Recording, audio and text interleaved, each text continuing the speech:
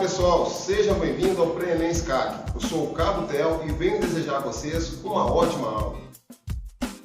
Então, quando você está diante de uma tirinha, vai aparecer isso, ó, você vai ter sempre uma linha que a narrativa vai se desenhando de uma maneira normal, ou seja, até que o H estava pensando sobre a vida. Quando ele diz uma frase, o colega dele responde de uma maneira inesperada. Por qual motivo? Porque ele não entendeu. Então, assim, você enquanto leitor, enquanto você estava lendo a coisa da maneira normal, não tinha graça nenhuma. No momento que o leitor se depara com uma compreensão errada, é como se você dissesse, puxa, que cara burro, né? Ele entendeu errado. Então, é isso que vai causar o humor, essa quebra da expectativa. É você estar se encaminhando para um lado, aí bem, acontece uma quebra, é como você está andando na rua, alguém escorrega e cai, você não espera por isso, e é isso que vai causar o elemento humorístico, tá? Então vejam bem, aí depois ele vai dizer o seguinte, o texto é um lugar em que se encena uma relação interativa, que é o que eu mostrei para vocês, é o que vocês já devem ter entendido sobre a relação do texto. Um texto ele só vai acontecer, ele só vai existir dentro de uma situação de interação. Então, para que exista um texto, a pessoa precisa de sair do ponto A e chegar no ponto B. Mesmo que você escreva um diário para você mesmo, ou uma anotação para você mesmo, obviamente ele está, por mais que você pense que não, está havendo uma comunicação entre dois entes diferentes, vamos dizer assim, entre aspas. Por essa razão que às vezes você anota alguma coisa, por exemplo, você está assistindo a aula, você faz uma anotação e às vezes quando você vai voltar na sua anotação, você não entendeu o que você fez. Por quê? O texto ele cria vida própria.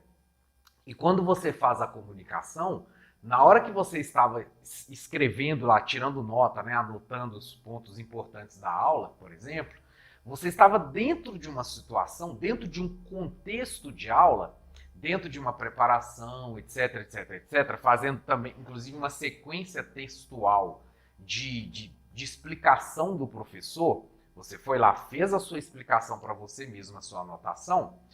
Ali dentro desse contexto era muito claro o que você queria dizer. No entanto, ao passar do tempo, quando você vai revisar isso, sei lá, um mês depois, você já não está mais na mesma situação que você escreveu antes. Então, às vezes, dependendo de como a pessoa escreve, às vezes você mesmo não entende o que você escreveu. O que você quis dizer naquela situação. Por quê? Por mais que seja você, a situação é outra. E a situação sendo outra, a compreensão do texto também não vai ser a mesma, porque é outra situação. E texto depende da situação, ok? Então, portanto, nessa perspectiva, a compreensão do texto passa a ser visto como uma atividade complexa de produção de sentido que se realiza em algumas bases, e aqui eles vão te dizer algumas, ó. Nos elementos linguísticos presentes na superfície do texto, né? Então, a superfície do texto seria aquela camada muito aparente do texto, tá? Que seria, assim, o sentido da palavra. Então, se eu te digo uma palavra que você não conhece, a partir desse sentido, você já não vai entender aquilo que o texto disse, tá?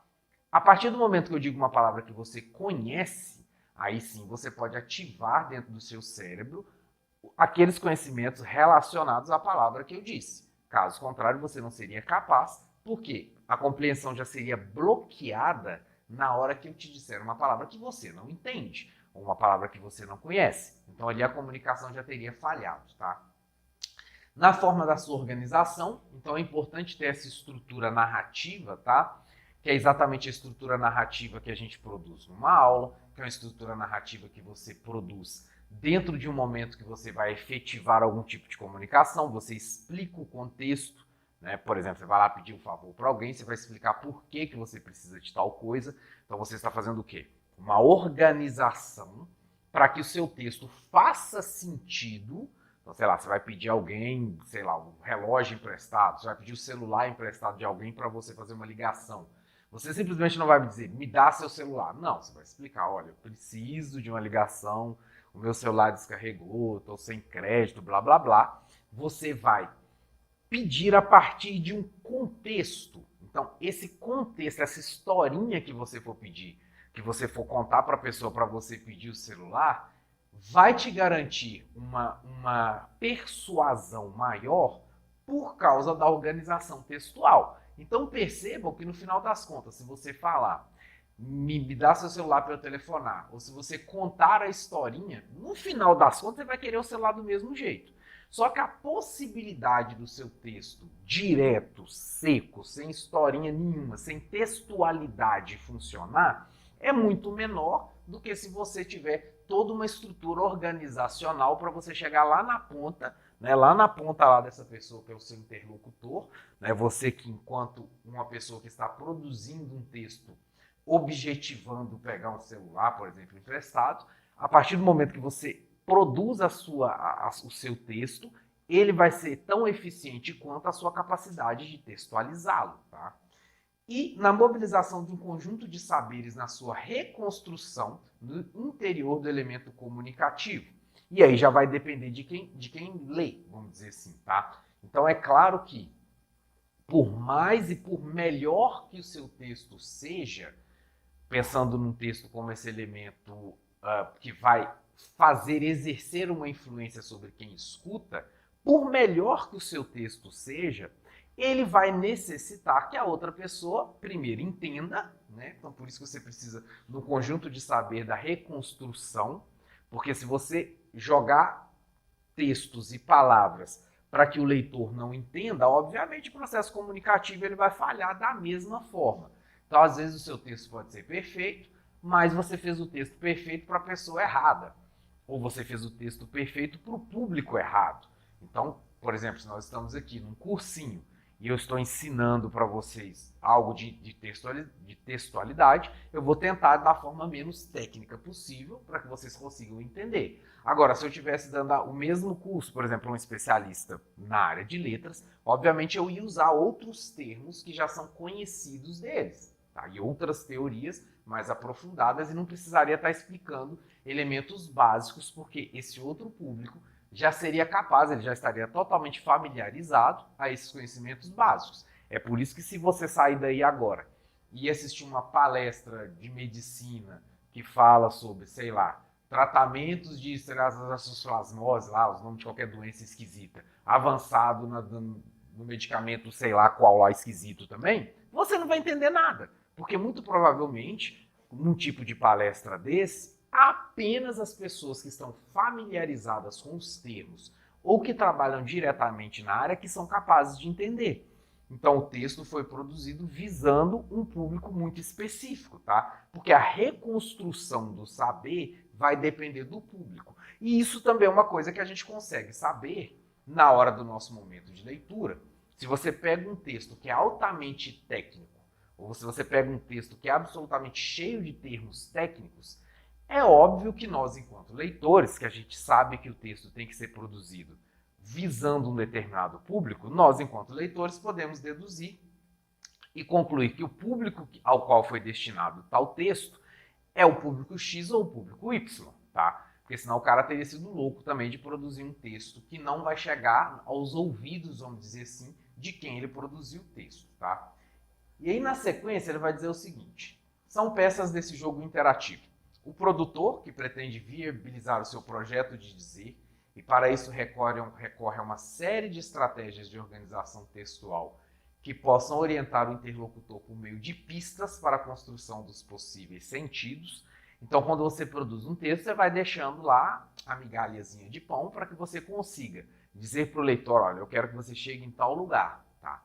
E aí, repito, você não vai dizer para ele: olha, tal coisa. Vai funcionar como, por exemplo, linguagem de propaganda, etc. Você tem que fazer isso de forma subliminar. Tá? Você não pode ser absolutamente direto na linguagem, porque a linha narrativa, esse traço narrativo, ele tem que acontecer de maneira a você ir minando o leitor para que ele possa entender. E aí o texto, inclusive, vai ficar muito mais prazeroso para o leitor, porque ele vai descobrindo dentro do texto a sua intencionalidade. Tá? O próprio texto, organizado com base nas escolhas feitas pelo produtor, de modo a estabelecer limites quanto às leituras possíveis. Isso também é importante, tá? Não podemos viajar muito na maionese. Dentro da interpretação de texto existe, obviamente, um espectro de avaliação textual que nos possibilita entender, às vezes, um pouco mais daquilo que o autor disse, tá? Mas note, é um pouco mais. A gente tem que tomar muito cuidado que muitas das vezes o que acontece é que nós acabamos lendo o texto não com aquilo que o texto disse, mas com aquilo que nós queremos que o texto diga. Tá? Porque por mais que você tenha um texto e que a gente tenha um produtor, o texto ele vira um elemento autônomo, ele vira um elemento solto no mundo e aí a gente pode lê-lo. Só que quando a gente pega um determinado texto para ler, automaticamente nós estamos lendo a partir do nosso ponto de vista. E aí o nosso trabalho como leitor, e uma das formas para a gente não ser enganado pelo texto, é a gente não se auto-enganar. Ou seja, é a gente não bater no texto para o texto dizer aquilo que a gente quer que ele diga. Tá? Então isso vai ser um trabalho que vocês têm que se policiar no momento de interpretação, sobretudo na interpretação de texto do Enem.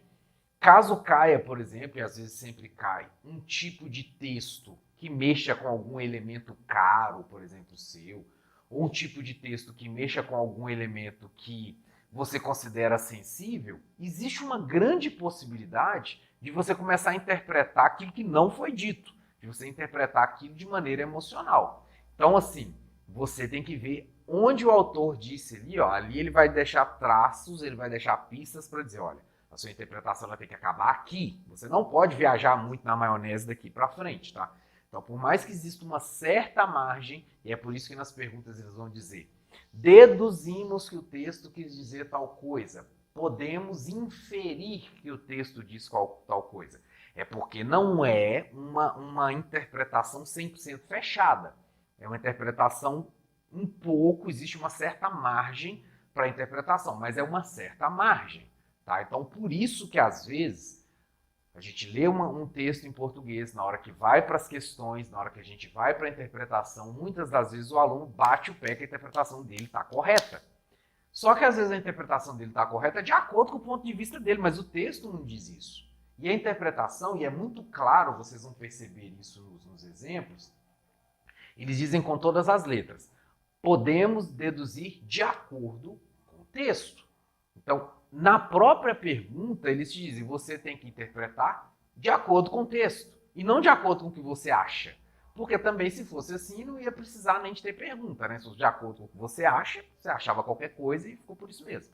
Então, a nossa interpretação, ela tem uma certa abertura, que não é uma abertura absurda, gigantesca, tá? Mas a partir dessa certa abertura, a gente não pode sair de órbita. Você tem que fazer uma interpretação perto, ou pelo menos aproximada daquilo que o autor disse, tá? Você não pode viajar muito na maionese, ok? E aí na sequência vai dizer, ó, o leitor ou ouvinte que com base nas pistas fornecidas pelo texto, no contexto, ou seja, a situação manda muito, tá? E nos saberes que mobiliza, procede à construção dos sentidos, ou seja, depois que todos esses movimentos que o produtor fez, tá? Que o produtor pensou em fazer, a partir disso, o leitor é que vai ter que reconstruir a partir da sua ideia idealizada de texto, ou seja,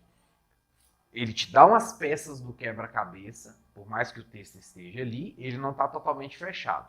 Você vai remontar esse quebra-cabeça, mas esse quebra-cabeça que você vai remontar, ele não tem uma margem absurda e elástica eterna de interpretação, ok? Então você precisa ficar muito atento a isso. Bom, então pessoal, vamos tentar ver um pouco de dois elementos de textualidade, que é o seguinte, fatores linguísticos e pragmáticos da textualidade. Então, como eu disse, você tem vários fatores relacionados àquilo que nós podemos compreender como um texto e quais são as ferramentas que a gente pode utilizar para interpretar, tá? Então, para que um texto não seja um conjunto de frases organizadas em uma sequência qualquer, ele tem que obedecer critérios de textualização. E a isso a gente dá o nome de textualidade, que é o conjunto das características que permite que o texto não seja um amontoado de frases. Então, no início eu falei para vocês que o texto ele vai funcionar como camadas, mas essas camadas elas necessitam estar conectadas entre si, porque se elas não estiverem conectadas entre si, elas estiverem separadas, elas de forma nenhuma podem formar um texto.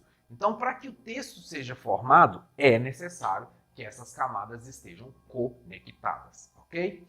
E ele vai dizer o seguinte, ó, A linguística textual, que é a ciência da linguagem que estuda o texto, já considerou em outros momentos que a textualidade devia-se apenas a fatores linguísticos intrínsecos, ou seja, apenas dentro do texto, e dedicou-se ao estudo do mecanismo de coesão. E aí, como eu disse, nós vamos falar um pouco de coesão e coerência, tá? Posteriormente, entendeu-se que na produção de sentido atuavam também fatores semânticos constitutivos de coerência. Então, toda vez que você ouvir a palavra semântica, semântica significa sentido, tá? Então, qual que é a semântica de tal palavra? Está indicando qual é o sentido de qual palavra. Então, atualmente, como passou a considerar os textos de uma perspectiva pragmática,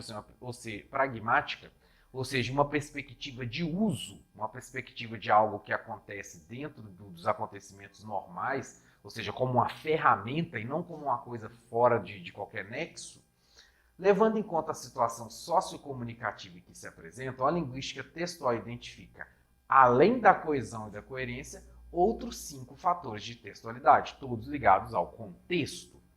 Então a gente vai precisar da coesão e da coerência, mas só isso não basta para que um texto seja um texto e para que um texto seja compreendido.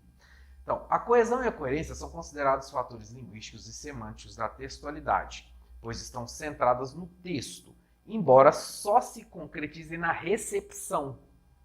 Os outros 5 fatores, aceitabilidade, intertextualidade, informatividade, intencionalidade e situacionalidade, dizem respeito ao contexto e por isso estão centrados nos agentes envolvidos na produção de recepção. Ou seja, além da coesão e coerência que está no texto em si, nós temos mais 5 fatores. Então, é claro que tem muito mais do que isso, mas para a gente aqui o que importa é que para vocês já serve, já é o bastante no Enem, serão esses 7 fatores, digamos assim, que você necessitará para entender as perguntas que te pedirem e, obviamente, também na questão da redação, para que você seja capaz de produzir um texto que atenda a esses 7 critérios, no mínimo, né, de comunicação, tá? E depois vamos aprofundar nesses termos, galera, mas por hoje ficamos por aqui. E depois, na sequência, nós vamos fazer cada um desses temas e aí nós vamos ver exemplos aplicados no texto, ok? Te espero na próxima aula e até logo!